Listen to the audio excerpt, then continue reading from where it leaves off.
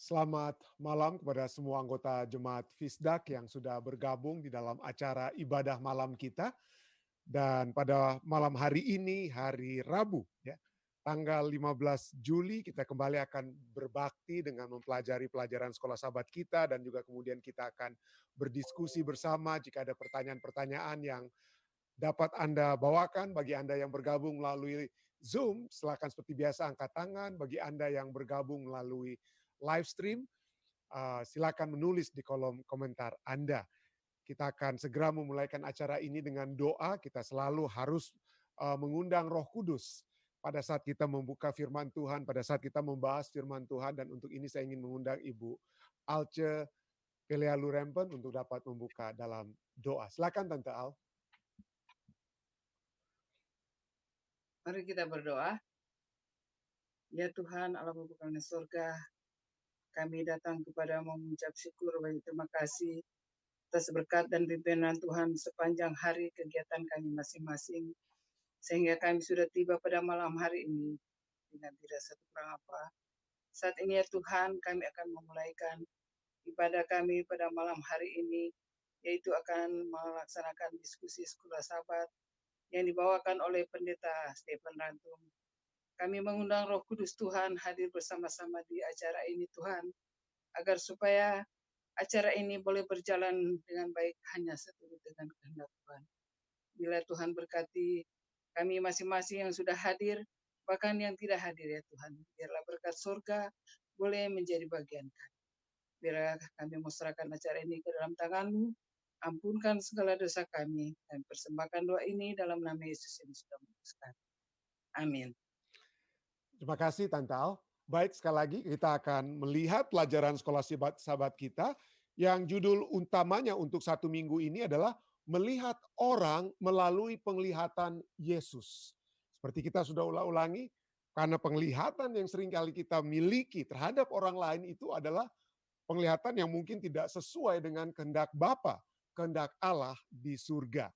Jadi mari kita lihat pelajaran hari Rabu tanggal 15 Juli ini, bagaimana Yesus melihat atau menghadapi orang yang sulit.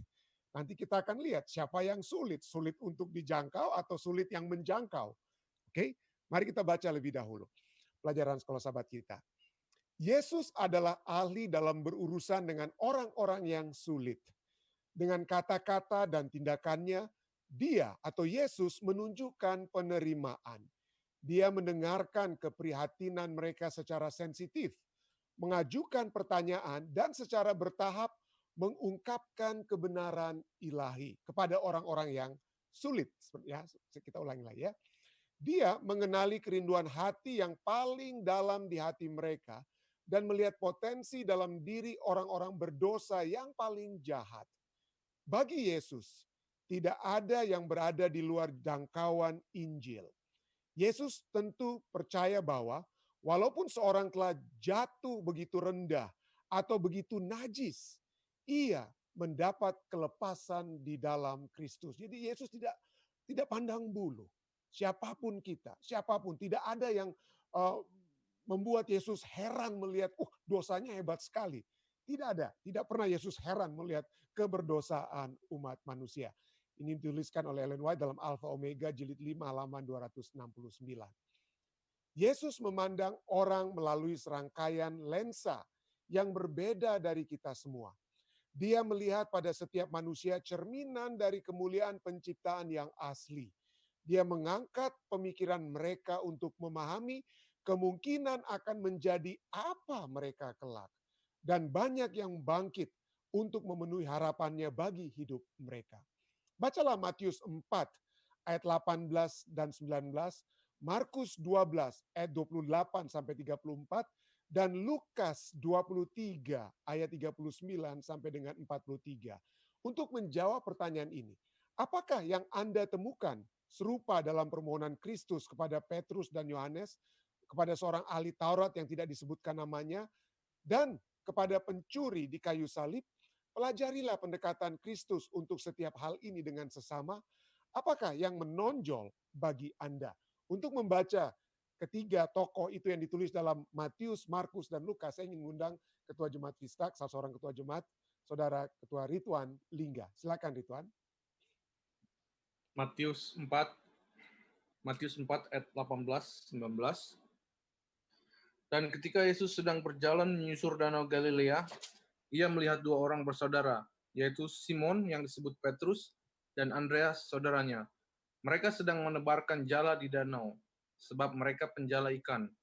Yesus berkata kepada mereka, "Mari, ikutlah aku, dan kamu akan kujadikan penjala manusia."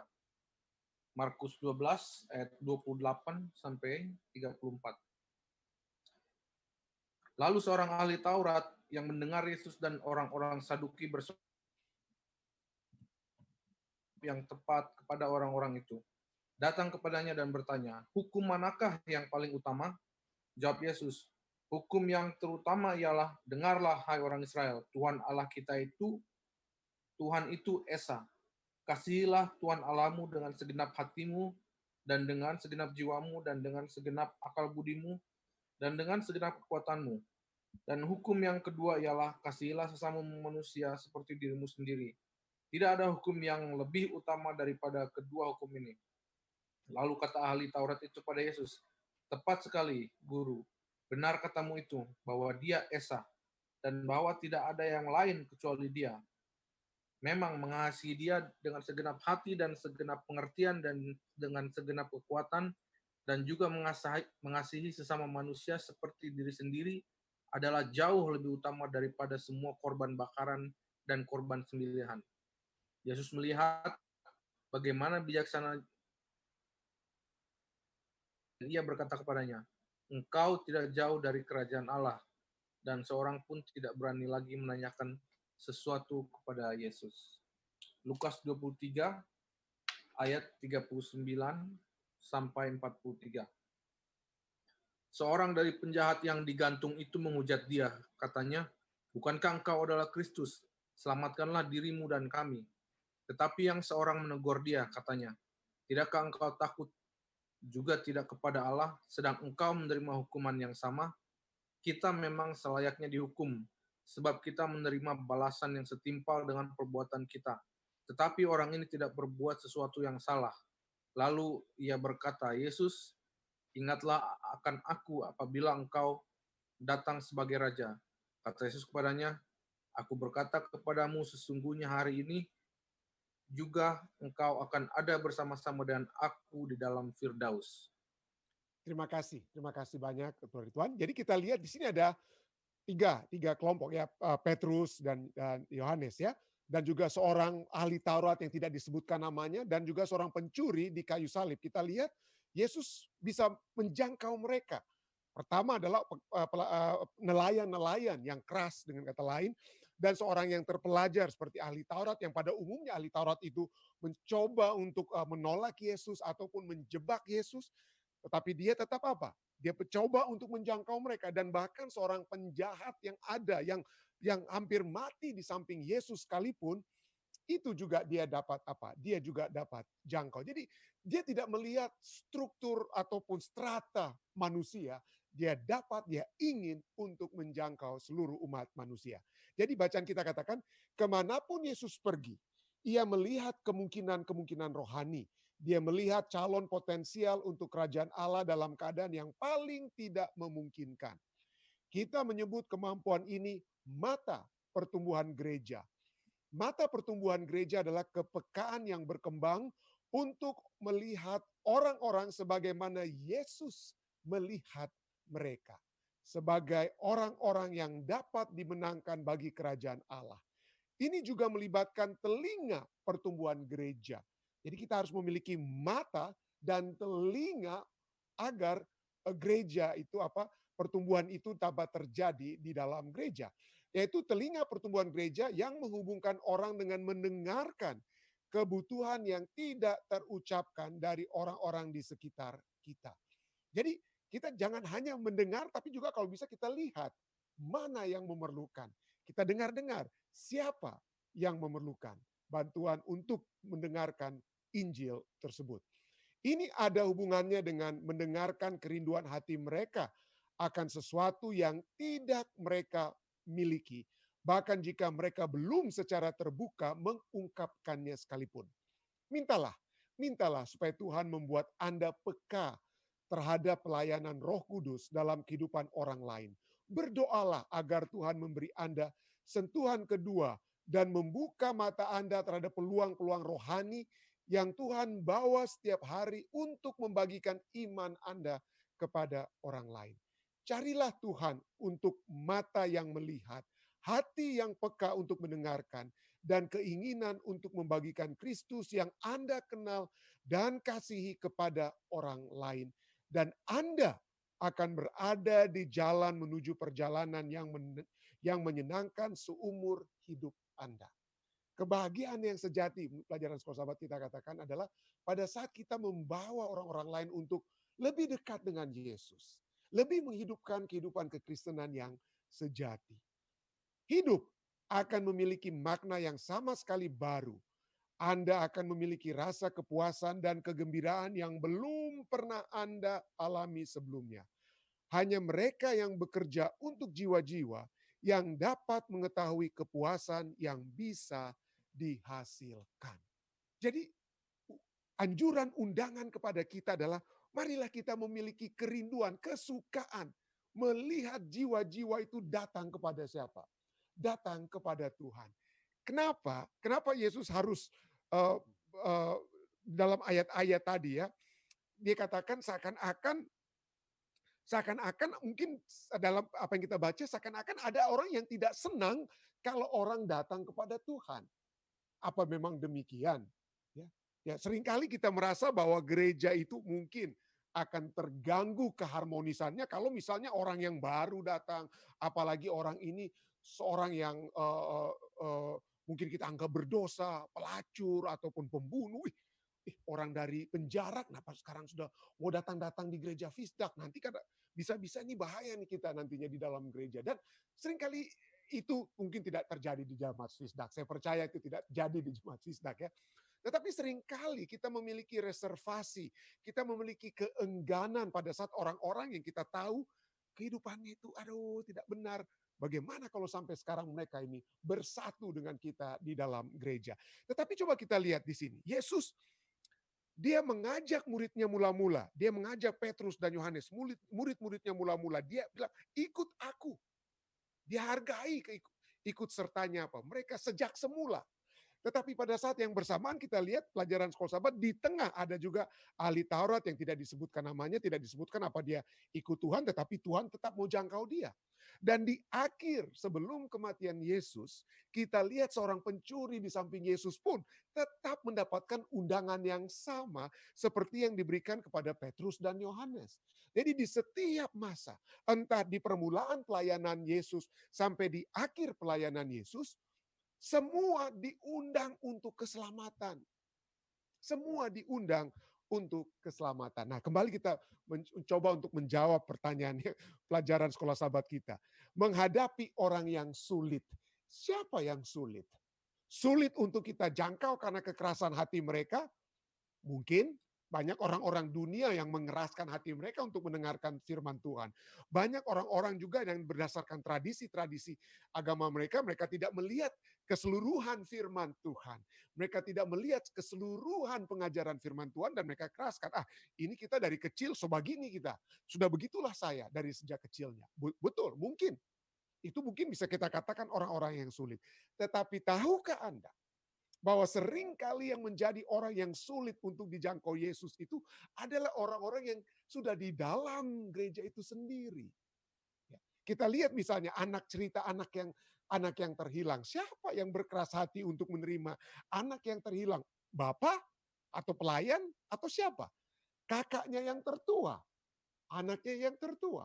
Dan satu hal yang kita cukup menarik, yang saya ingin bagikan, sangat menarik ya. Mari kita buka bersama Alkitab kita, mungkin saya tidak akan baca semuanya, yang terdapat di dalam Matius patsalnya yang ke-20. Ada satu perumpamaan Yesus yang sangat menarik, sangat-sangat menarik. Matius patsalnya yang ke-20. Nah, sebelum saya bahas tentang, saya beri latar belakang sedikit tentang kitab Matius. Jangan lupa, bahwa kitab Matius itu diberikan secara khusus kepada orang-orang Yahudi. Jadi tujuan penulisan kitab Matius adalah kepada orang-orang Yahudi. Markus dan Lukas itu kepada orang-orang kafir yang yang bisa mendengar tentang Yesus. Nah, kenapa? Bagaimana kita bisa tahu Matius itu untuk orang-orang Yahudi? Karena banyak sekali tulisan-tulisan dalam kitab Matius, dia coba untuk menggambarkan bagaimana apa yang Yesus katakan, apa yang terjadi dengan Yesus, apa yang Yesus lakukan itu adalah pemenuhan daripada kitab Perjanjian Lama. Lalu bukan itu saja, kitab Matius banyak sekali membuat paralel persamaan antara Yesus dan Musa. Ini Yesus buat, ini yang tertulis di kitab Musa dan lain sebagainya. Lalu berikutnya, yang ketiga, di dalam kitab Matius kita sering mendengar kata kingdom of heaven, kerajaan surga. Kalau kitab Markus dan Lukas banyak berbicara tentang kingdom of God. Nah, kenapa saya katakan Matius untuk orang Yahudi? Karena orang Yahudi itu tidak mau sebut nama Allah. Itu sangat agung. Jadi mereka tidak mau menyebut misalnya Yahweh. Ya. Jadi gantinya mereka itu sangat agung. Mereka tidak mau menyebut nama Yahweh itu. Paling mereka katakan Lord, Tuhan. Jadi makanya Matius menggunakan lebih banyak kingdom of heaven atau Lord daripada Allah. Lalu yang keempat, kita bisa lihat bahwa kitab Matius itu, kalau kitab Lukas dan Markus, banyak menceritakan misalnya satu kebudayaan cuci tangan misalnya. Harus dijelaskan oleh Lukas dan Markus apa itu artinya tradisi cuci tangan.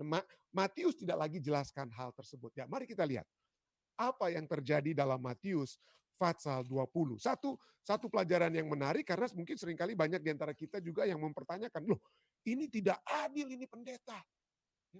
Tapi sebelum kita menjawab, kenapa? Apa ketidakadilan yang terdapat dalam perumpamaan Yesus di Matius 20 tentang perumpamaan orang-orang upahan di kebun anggur, kita lihat perumpamaan ini diberikan untuk menjawab pertanyaan Petrus di dalam Matius 19, satu pasal sebelumnya, Matius 19 ayatnya yang ke-27. Di sini dikatakan, lalu Petrus menjawab dan berkata kepada Yesus, kami, murid-murid ya, kami ini telah meninggalkan segala sesuatu dan mengikuti Engkau. Jadi apakah yang akan kami peroleh? Mereka tinggalkan perahu mereka tinggalkan jala mereka tinggalkan rumah mereka tinggalkan segala sesuatunya dan mereka bertanya kepada Yesus, apakah yang akan kami apa? Apakah yang akan kami peroleh? Dari sini kita lihat, kita masuk pada perumpamaan itu. Jadi kerajaan sorga, Matius 20 ayat 1 mari kita baca. Adapun hal kerajaan sorga sama seperti seorang tuan rumah atau tuan tanah yang pagi-pagi benar keluar mencari pekerja-pekerja untuk kebun anggurnya jam 6 pagi. Ayat 2, setelah ia sepakat dengan pekerja-pekerja itu mengenai upah sedinar, dia sudah sepakat. Untuk membayar upah sedinar, ia menyuruh mereka ke kebun anggurnya. Ayat 3, kira-kira pukul 9 pagi ia keluar pula dan dilihatnya ada lagi orang-orang lain yang menganggur di pasar. Ayat 4, katanya kepada mereka, pergi jugalah kamu ke kebun anggurku dan apa yang pantas akan kuberikan kepadamu, dan mereka pun apa?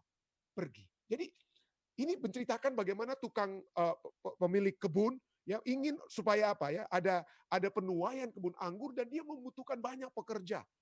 Banyak pekerja untuk apa? Untuk supaya mengolah ataupun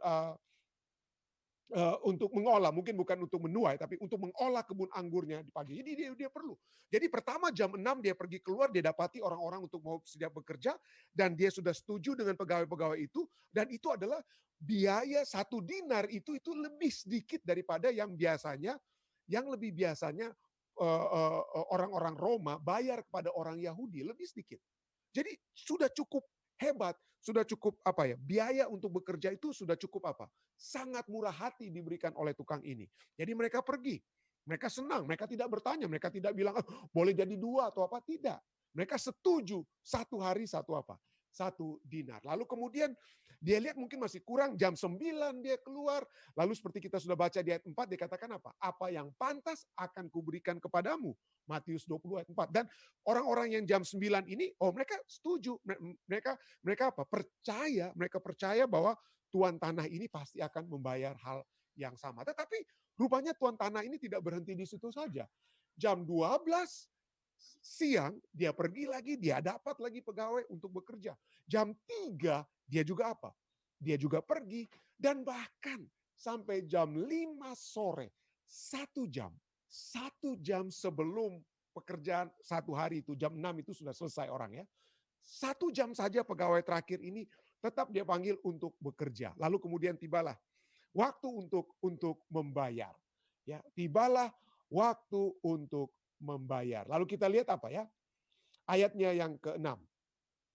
Ya. Ayatnya yang ke-8, sorry.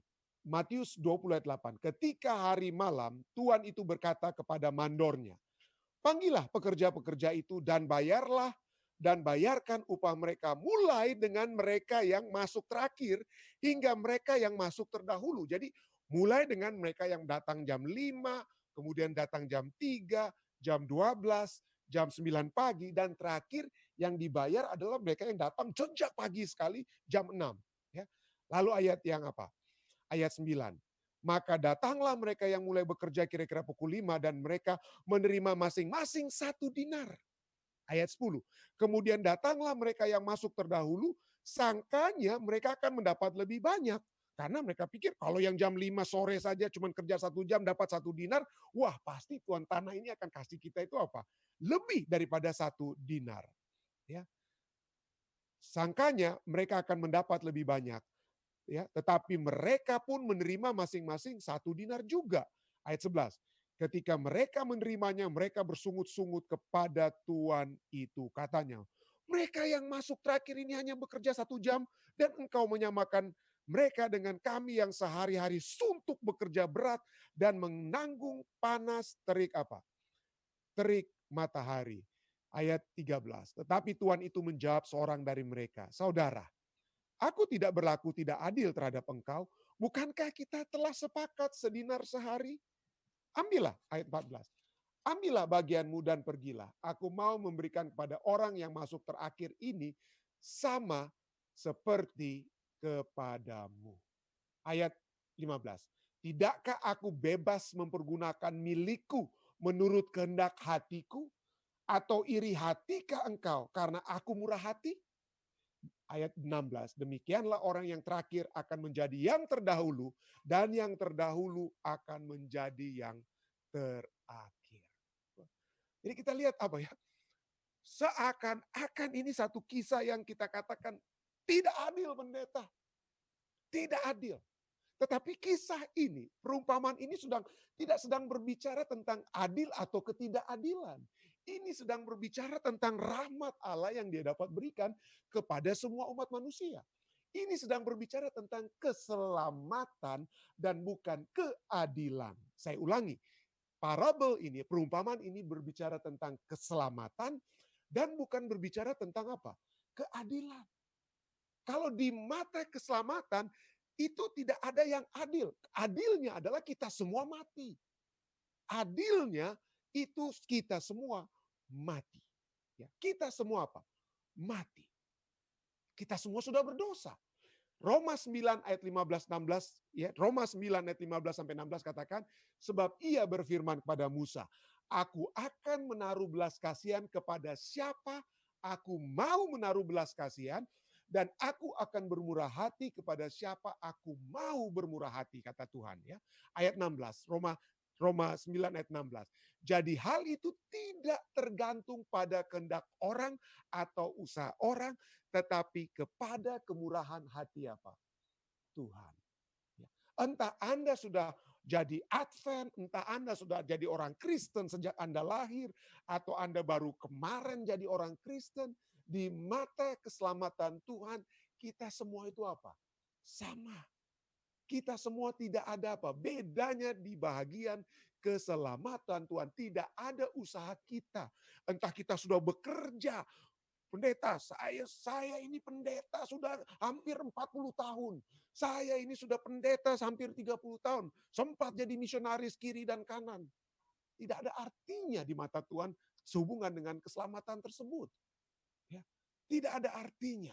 Kita semua adalah orang berdosa. Roma 3 ayat 23 katakan, kita semua orang berdosa dan kalau dari sudut keadilan kita tidak dapat memperoleh kemuliaan Tuhan. Tidak ada artinya.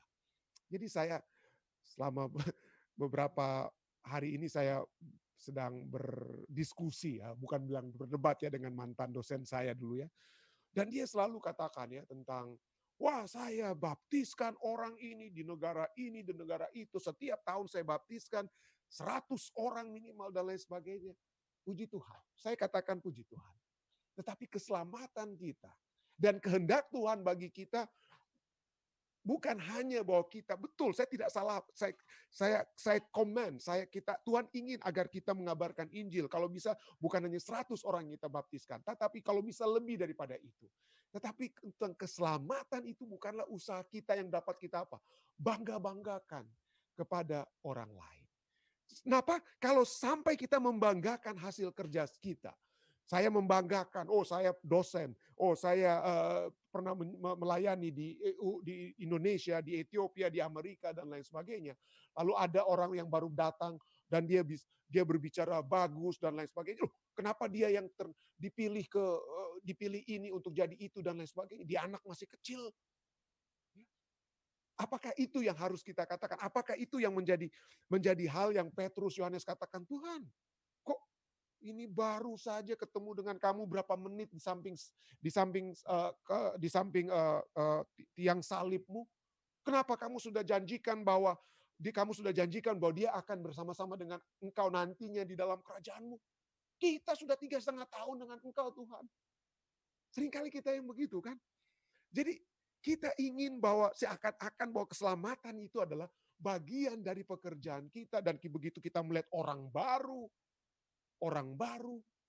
masih bau kencur, dan lain sebagainya kita pikir. Lalu kita pikir apa? Tidak.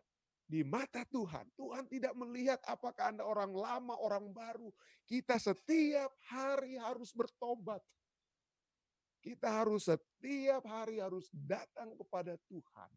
Setiap hari kita harus tetap bekerja tanpa diisi dengan rasa iri hati, tanpa harus diisi dengan perasaan marah kalau tiba-tiba ada yang lebih muda, ada yang baru lulus dan lain sebagainya, sudah jadi ketua uni, sudah jadi ketua daerah dan lain sebagainya, sedangkan kita yang sudah lebih lama. Ya, di dalam pekerjaan Tuhan, kita tidak diupah. Kita tidak diangkat ya, berdasarkan berapa lamanya kita. Tetapi berapa dekatnya kita dengan Tuhan dan rahmat Tuhan tersebut yang dapat menjadi bahagian kita. Tidakkah aku bebas, Tuhan katakan? Tidakkah aku bebas mempergunakan milikku menurut kehendak hatiku? Atau iri hatikah engkau karena aku apa? Murah hati. Iri hatikah engkau kalau aku murah hati? Disinilah kita lihat bahwa kita diajak untuk bersaksi. Kita seringkali mendapati pada saat orang-orang kita bersaksi, itu mungkin mereka sukar, tetapi seringkali yang harus kita ingat adalah bahwa kita seringkali, diri kita masing-masing, seringkali menjadi orang yang sulit oleh sebab pemikiran-pemikiran yang kita rasa kita lebih dapat dari orang lain, padahal kita lupa bahwa di mata Tuhan kita adalah sinner, kita semua adalah orang yang berdosa, yang membutuhkan rahmat Tuhan. Inilah yang dapat saya tambahkan sehubungan dengan pelajaran sekolah sahabat kita. Jika ada tambahan-tambahan lainnya yang dapat Anda berikan, silakan. Ya. Ada kira-kira? Dari Jemaat Fisdak melalui Zoom, ada yang ingin tambahkan? Ada kira-kira? Bapak Tombeng, Ketua Lelaki, Ketua Lingga? Tidak ada? Ada mungkin tambahan dari Bapak Siregar? Tidak ada? Bagaimana dengan live stream deh? Apa ada pertanyaan? So far belum ada, Pendeta. Oke. Baik, jadi inilah yang dapat saya tambahkan ya untuk pelajaran sekolah sahabat kita sehubungan dengan judul menghadapi orang yang menghadapi orang yang sulit. Jadi janganlah kita semua, termasuk saya, janganlah kita jadi orang yang sulit dengan mempersulit orang lain untuk masuk ke dalam untuk masuk ke dalam kerajaan surga. Baik, Silakan Bapak Tombeng. Ada yang mau ditambahkan? Silakan di-unmute dulu. Bukan ditambahkan. Jadi seperti tadi pendeta katakan itu sangat jelas ya. Jadi bagi kita organisasi kita itu nggak ada tuh klik-klik dong. Nah, ada itu klik-klik. Nah, itulah seringkali yang terjadi di dalam organisasi kita atau di uni atau di daerah itu ada DP klik-klik. Jadi itu merupakan suatu pelajaran yang sangat bagus bagi kita ya, bahwa kita usahakan jangan ada hal-hal yang seperti itu terjadi di dalam organisasi kita. Terima kasih. Terima kasih. Jadi sebenarnya Bapak Tombeng ya, artinya bukan membaku sedu, tapi kalau yang klik-klik itu adalah juga tanda murid Yesus itu ya. Itu adalah tanda murid Yesus sebelum mereka bertobat. Sebelum mereka melihat kematian Yesus. Sebelum mereka mendapatkan turunnya Roh Kudus ya. Jadi mereka melihat siapa yang mau jadi di samping kiri kanan Yesus. Mereka apa ya? Baku atur ya. Panggil ibu mereka, bikin kelompok mereka dan lain sebagainya. Jadi saya kalau kita lihat pemilihan, misalnya pemilihan diakon di dalam kitab Kisah, apa yang mereka lakukan? Mereka lakukan sebelum mereka memilih diakon itu dengan berpuasa dan berdoa, meminta tuntunan surga. Ya. Tetapi sangat disayangkan, ya, mungkin masih manusia ya. Bukannya kita meminta tuntunan surga, mungkin ada yang mari kita makan di rumah makan ini, lalu orang mulai atur, oke siapa yang akan jadi ketua, siapa yang akan jadi sekretaris, siapa yang akan jadi bendahara, dan lain sebagainya. Well, mungkin kita harus kembali kepada ajaran Alkitab. Kalau sebelum pemilihan tersebut, adakah kita berdoa dan meminta tuntunan Roh Kudus? Jangan ada agenda di dalam pikiran kita. Ya, jangan buat agenda. Jangan kita pikir bahwa kalau kita berpolitik itu untuk memajukan pekerjaan Tuhan. Tidak. Anda sedang menyalibkan Yesus. Pada saat murid-murid itu mau atur-atur kiri kanan, itu adalah dalam satu proses manusia yang sedang untuk menyalibkan siapa? Menyalibkan Yesus. Jadi biarkan Roh Kudus yang berbicara. Biarkan Roh Kudus. Bagi saya juga artinya kita semua ya, kepada kita semua nantinya juga ya. Mau pilih pendeta untuk jadi pendeta di Amerika dan lain sebagainya. Janganlah kita main bilang, oke ini gacoknya saya, ini gacoknya B, ini gacoknya si C. Berdoa dan apa? Berdoa dan berpuasa dan biarlah Roh Kudus yang apa? Menuntun untuk siapa yang akan kita pilih untuk jadi pendeta di Amerika kah? Siapa yang mau jadi ketua conference di A, B, C, D, atau siapa yang mau jadi ketua uni. Berpuasa dan berdoa, itu cara Alkitab.